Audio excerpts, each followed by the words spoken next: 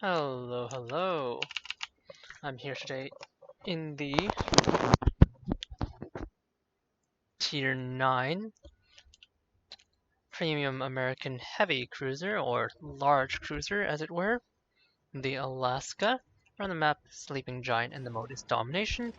We're in 8 to 10 matchmaking, so we are middle tier. Carrier game and Audacious on either side. We're on patch 0.811, so things have gotten a bit festive. But that's not reflected in our match anyhow. Looking at the matchup, let's see, 5 battleships per side, of which 1 I can bounce his AP, and then a Minotaur, which should be fun to victimize if I can get my hands on him. A couple other cruisers, and then 3 destroyers per side, 2 of which are Sashios, and 1 of which is a Changmu, so an entirely deep water matchup on the enemy team, except the Sashios have the super deep waters, of course, so they cannot actually hit me. Now the Alaska, the American large cruiser and the American offering for the super cruisers at tier 9 started by the initial introduction of the Kronstadt.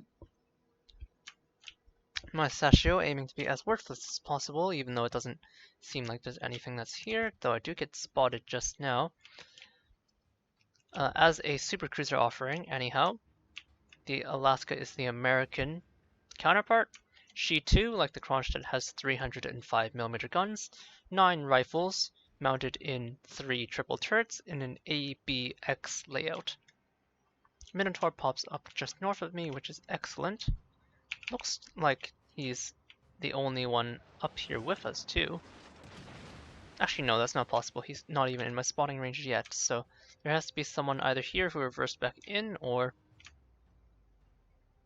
someone more likely who slid behind that rock. That is just north of me. Now I'm going to turn back toward the cap. I am in the Alaska after all, so super cruiser, 305mm rifles. So these are 12-inch guns.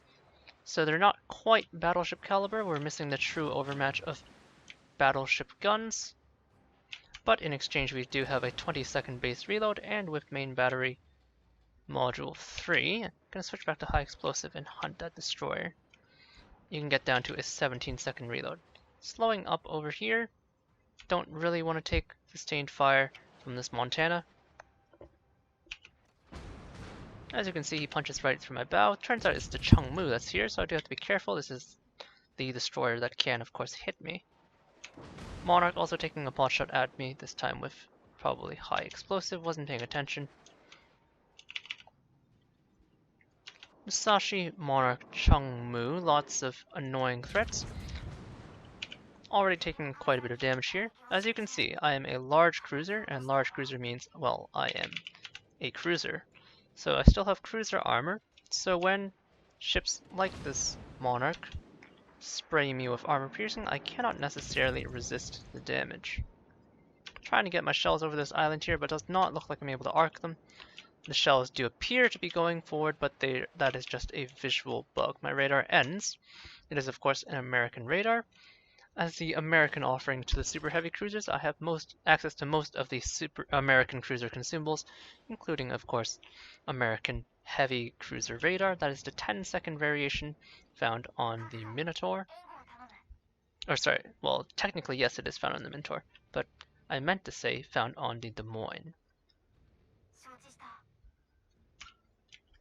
Now as you saw there, I took a fair bit of damage from all those battleships firing into my bow. My bow, like American heavies, does consist of 27mm armor, of course, so this allows me to bounce 380mm shells, but not anything larger. The Musashi, of course, obviously firing 460, and that Montana from earlier firing 406, which means they pen right through. We used my expert loader with Halsey right there to take a pot shot at the Minotaur, since the Minotaur's 19mm armor is overmatched by my 305s. Actually, I think it might be 16. But anyway, all that aside, firing off my AP into Musashi, unfortunately only one shell lands. Now, as a supercruiser offering, you can see I have quite extensive range compared to my tier 9 counterpart, the Buffalo. In a sense, the Alaska is more akin to an oversized Baltimore. You have the enormous supercruiser hit point pool and quite extensive armor, unlike the Azuma and Kronstadt, which are covered in extensively in 25mm plate pretty much uniformly. The Alaska has 27mm plate, and in her midsection she has several higher armor value plates, but we can get back to that when we're in port. But just know that the Alaska is slightly up armored compared to her peers at her tier, the Kronstadt and the Azuma, but that's not to say that she is anywhere approaching a battleship in terms of armor capacity. Been hovering behind here for a while, but hopefully the Changmu has passed us by. I'm gonna just pop my radar, see if he's still in the area. Oh, and turns out he is. I'm gonna blast him, but I'm gonna have to angle away. Minotaur opening up on me, but it's the Musashi that opens up just now that I have to worry about. Now, unlike the Kronstadt and Azuma, the Alaska actually has a fairly submerged citadel that's hard to access, but it does not mean that you're not citadelable, and you still should not give broadside to enemy battleships or enemy cruisers. They are liable to smash you to smithereens. I used the last of my radar to try and send some shells into that broken engine Changmu.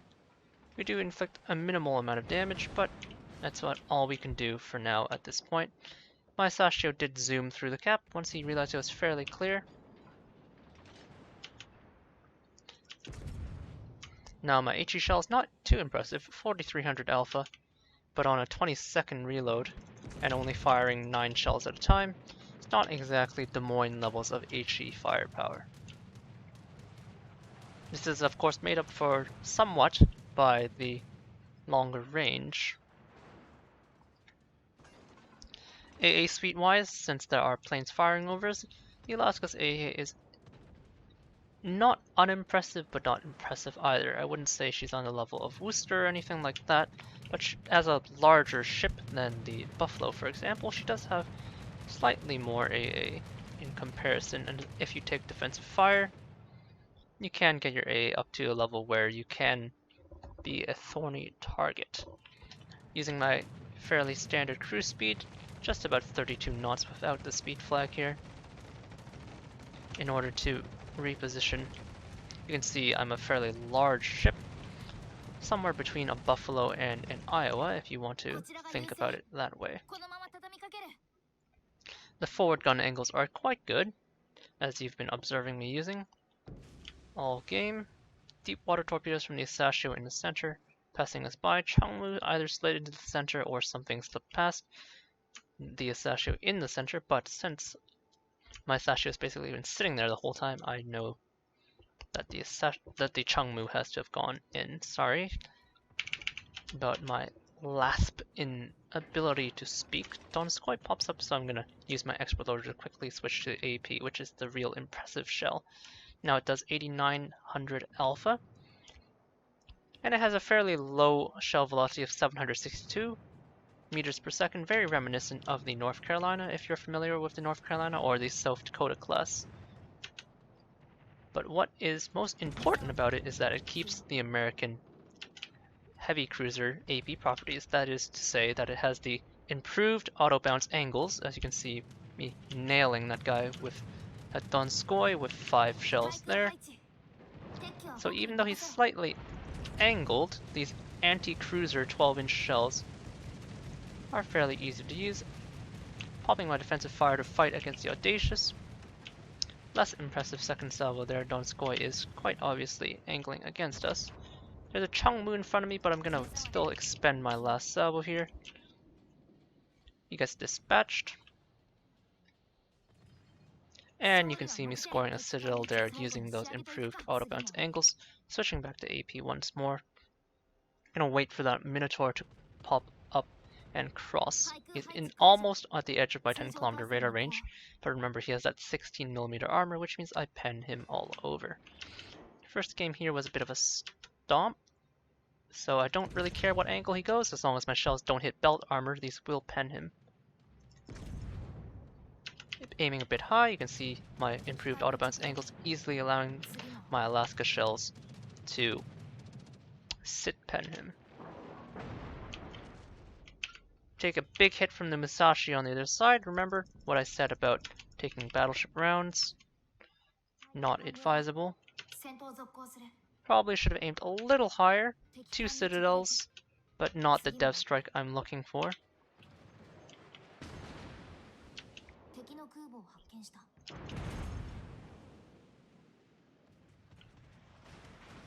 Now I could push forward, but don't really want to push into that crossfire that I would be pushing into, so... Minotaur continuing to ignore me for some reason. He's fully broadside, so even if I didn't have improved autobounce angles, well, as long as these shells touch him, they're gonna pen him. Can't heal that much, standard cruiser heal here. Giving him a fair bit of lead, he's moving at full speed. Remember that slow 762 meters per second North Carolina shell velocity. And my shells easily overmatch that poor Minotaur and send him back to port.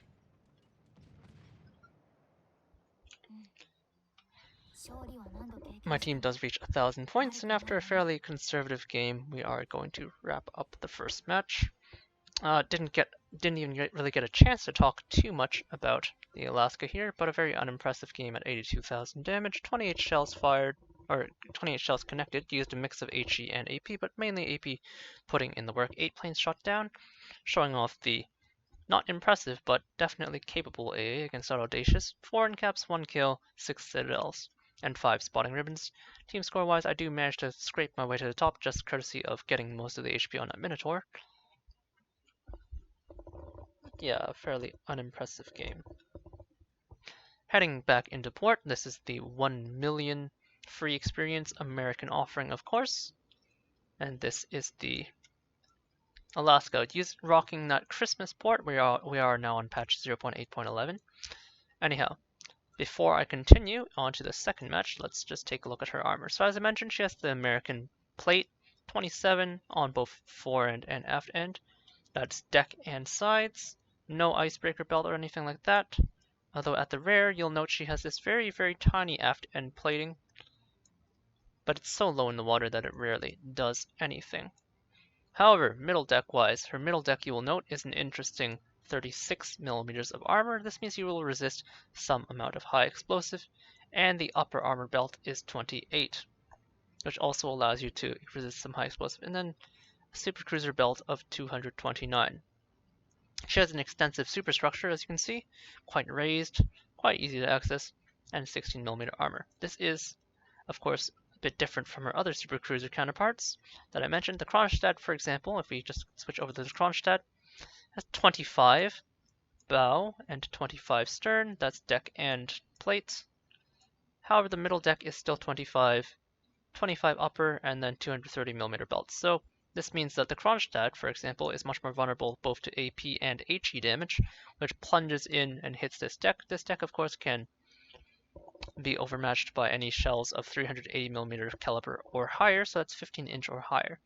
And if we go back to the Azuma, the Japanese offering in the supercruiser category, we see a similar story.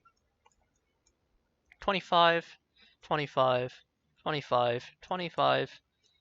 In Azuma's case, it's just 25 all over. She has much less superstructure than the Alaska, but all the plating around it allows her to be overmatched easily by battleships.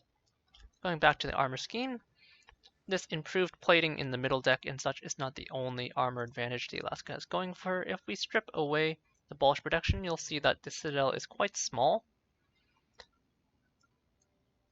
It's right at the waterline, and it's not all that large.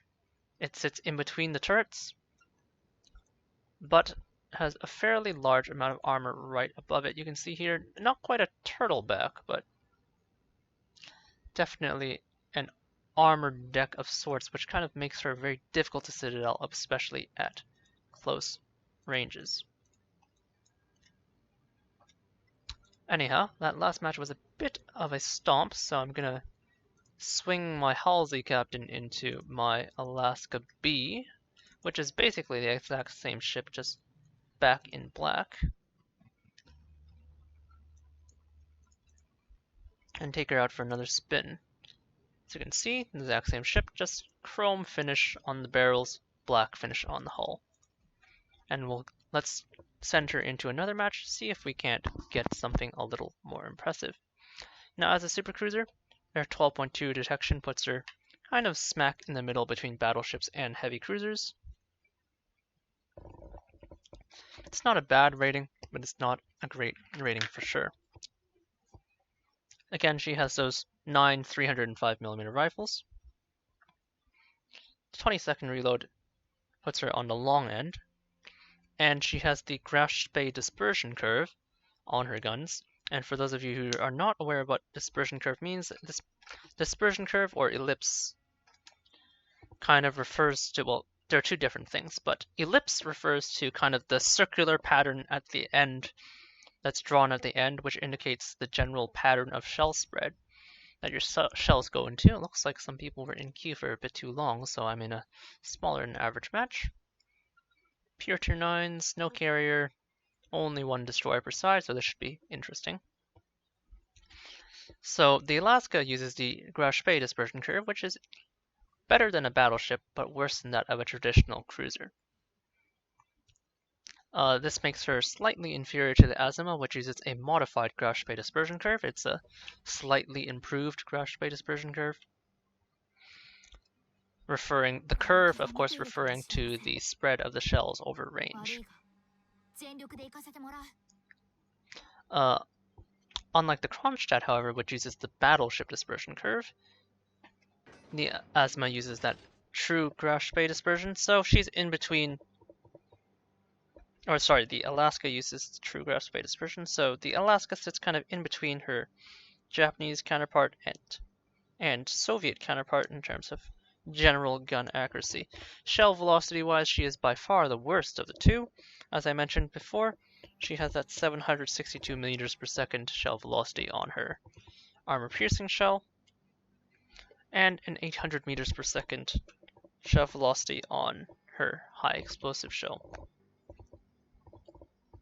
The high explosive shells are fine, nothing special, but not unimpressive. The shell alpha, of course, at that 4300 is not that great, but the fire chance is quite alright at 25, although this is not that impressive when you consider that the Azuma, with her 310s, has an HE alpha of 5400 and a fire chance per shell of about 34%, so definitely not as great of a fire starter as her Japanese counterpart, but about the same as the Kronstadt, which has an inferior HE shell but similar fire starting potential. However, due to the Kronstadt's inferior accuracy at basically all ranges, is that to consider as well. Anyhow, paying attention to the match at hand, Sovietsky Soyuz pops up. It's actually turning out to give me a flatter broadside, it looks like, so I'm going to switch to armor piercing. You can see even with the slightly faster high explosive shell, as the Tashkent charges into the cap, we'll deal with that later. My slow shells aren't exactly helping me.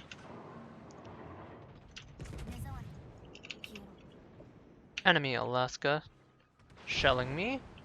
Chunks me for a good 4k. Let's see where my AP ends up on the Soyuz. Only 3k. My shell's going a bit wide, popping my radar, of course, for the Tashkent. Hopefully the Chungmu can shell him. I certainly don't have an angle, so I'm going to fire into that Alaska B over there with the last of my locked on dispersion. Ducking behind cover here with my large ship. You can see that American radar lasts a significant amount of time.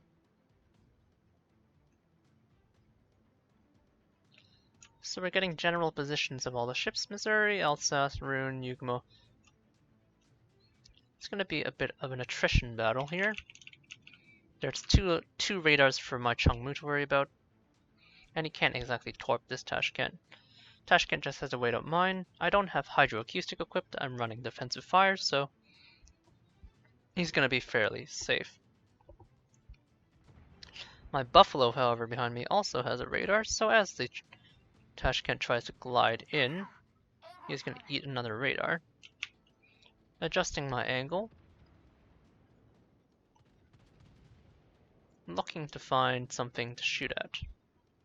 Now I don't want to push across the corner. There's of course an Alaska, as well as a Soyuz who overmatches me. The Alaska's kind of leaving, but there's still that Seattle who can quite easily burn me down.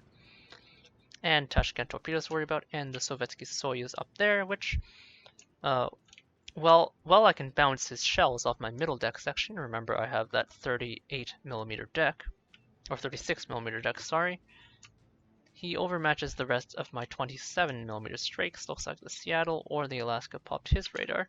Tashkent pops up inside my hard spotting range, which is interesting. Have to give him a fair amount of lead. Now remember, his torpedoes, unlike the Khabarovsks, are quite good. I hit him with 4 shells, break his engine. I'm gonna hold on to my damage control. He's racing for the gap. You can see my long 17.3 second reload coming into play here. Not sure I'm going to be able to fire off that last salvo. Unfortunately, does not look like that's going to be the case. Seattle has pushed way into the cap. Tashkent pushes out with that engine still broken. It's going to turn out and away. Let's see if I led correctly. I do hit him. Break a torpedo tube, but don't get the fire I'm looking for. You can see my forward angles, while being decent, are not fantastic. Forces me to pop my radar at the last second, and we do secure some extra information and secure the kill. Now I know there's a Soyuz which is pushing up here, so I'm going to continue to reverse. Looks like I dodge one of the torpedoes. I'm going to take one as well, however.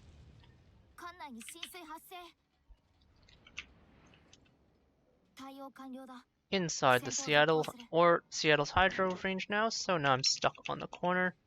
We did at least get both destroyers, but I'm in an awkward position certainly. I'm gonna push into the corner angle, bring my armor to bear. Hopefully I can get him to bounce some of his 406s off my armor. Gonna need help from my teammates if I'm gonna survive this.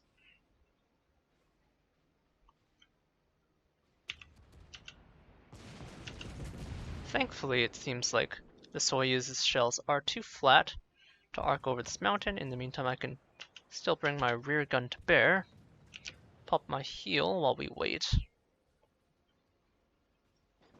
Definitely some uncertainty as to what we're going to be doing here, but remember, I am still an American Heavy, and American Heavies are exceptionally well equipped to hold corners, so long as they're not rushed down by something like a battleship. Now, Soyuz does qualify quite nicely, but even then, remember that waterline citadel and that 260mm forward athwart ship citadel plate means that I'm not exactly the easiest ship to bust open, especially at close quarters. Looks like the Seattle's poked his nose into D, trying to take a cap from us. The rest of my team doing cleanup work on the other side in this small game. I should probably wait for my heel to come up again before I re-engage any fights. Uh-oh, Soyuz is over there. Well, I guess I was gonna have to take this fight eventually. Gonna turn my guns. Hopefully my Changmu behind me can help me out.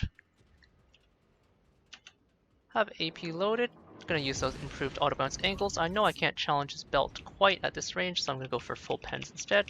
You can see me getting a nice meaty 11,000 salvo. Definitely not my full alpha. Now at this range, as you can see me bouncing some amount of shells off my middle deck, I'm pretty sure I can actually challenge his belt armor. As you can see me getting a citadel there. Gonna wait a little bit for my rear gun to get a better angle. And then finally challenge. My heal has come back up. These two are rushing. Definitely not recommended. My lock-on refuses to get onto the Seattle. Fire before he can adjust his angle. He's trying to get onto my side, probably to go for a citadel trade. But I'm gonna just wait for him to glide past. Waiting, waiting. Forward gun. Trying to AP into my citadel, I think, but my belt armor is actually quite challenging for a light cruiser to pen. And by just reversing, I can get out of the way.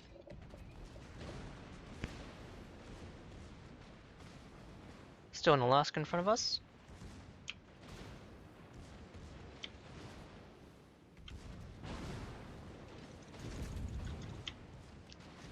As you can see, quite challenging for me to citadel him. He's going to blast me here, unless he ricochets all his shells off. At this close range, I don't think I can citadel him. Just kidding, apparently I can. So, that's quite an example of the Alaska's corner holding prowess there. You can see how incredibly tanky I am, but if you make mistakes, well, over-aggression will get you punished. Let's just leave it at that. So, you can see there, large cruiser is still a cruiser. It's very important to remember that. So even though the Alaska looks and feels a bit like a battleship with a 20-second reload, she really isn't. She's missing that overmatched properties. So if I'd gone into a bow-to-bow trade with my allied Alaska, or with that enemy Alaska, for example, we would not have been using AP up until those close quarters engagements like that. Instead, we would have been using high explosive, probably throwing high explosive into each other's noses since we don't want to show angle. She is still a very American cruiser in the end, though. A super heavy Baltimore, if you will. So, exceptionally well suited to holding a corner just like that. Buffalo pops up at the edge of my range. Let's see if we can land some shells now. I could still use the AP here at this range, but because I'm not confident about his ability to not react to me at this range, I'm just going to go with the HE. It's slightly higher velocity, so more likely to allow me to hit. Looks like he's at the very edge and moving out and away, so I can't actually hit him even though he's technically inside my engagement range. Not unless he turns back in, because by the time my shells sail out to meet him, he's actually outside of their maximum travel distance. This time I do manage to catch him. Moving forward at that respectable 32 knot speed. This is without speed flag if I'm not mistaken, so kind of showing off the versatility. Not quite the 33 of standard American heavy cruisers, but I'm not exactly as nimble or small as a standard American cruiser. Again, he's at the edge of my range, can't hit him. But my allies do finish him off, and we'll close out that nice, quick game. So just some easy performance in the Alaska yet again. This time we scored Dreadnought for holding the corner. 108,000 damage, 51 shells this time. A better mix of HE and AP. 3 in-caps, 2 kills, 3 fires, 5 citadels, 3 defender ribbons, 1 capture ribbon solo, 35 secondary hits, and 4 spotting ribbons. The secondaries are unimpressive, so I really have nothing to say about them. They're the American 5-inch secondaries, but the base range is kind of short. Team score-wise, 2,077. Nothing to write home about. My Tashkent seemed to have a pretty good game. And detailed report-wise, this time a better mix. But again, when you can make use of that American armor piercing, this is where the majority of your damage will come from. But that is not to say that you should not reach for the high explosive. The high explosive, while not matching the Azuma's high explosive, is still a very important part of your gameplay. Remember, reach back to the roots where this is an upsized Baltimore. The Baltimore fires a lot of high explosive until it gets an opportunity to use its armor piercing. You want to maintain that mindset.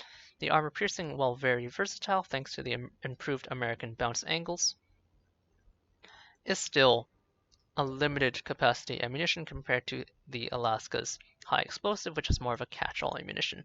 And even though the high explosive is not super impressive,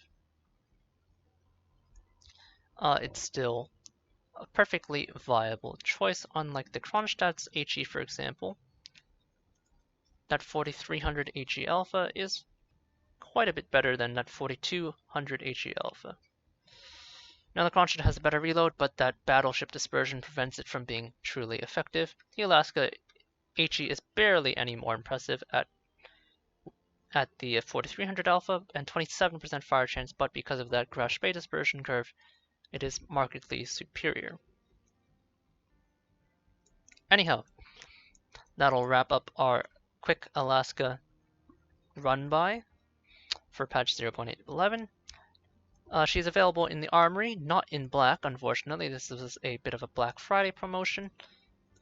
But the regular Alaska is available in the Armory for the low price of 1 million free experience. Actually, I'm not even sure if it's in the Armory. I guess it's technically available in the tech tree for 1 million free experience.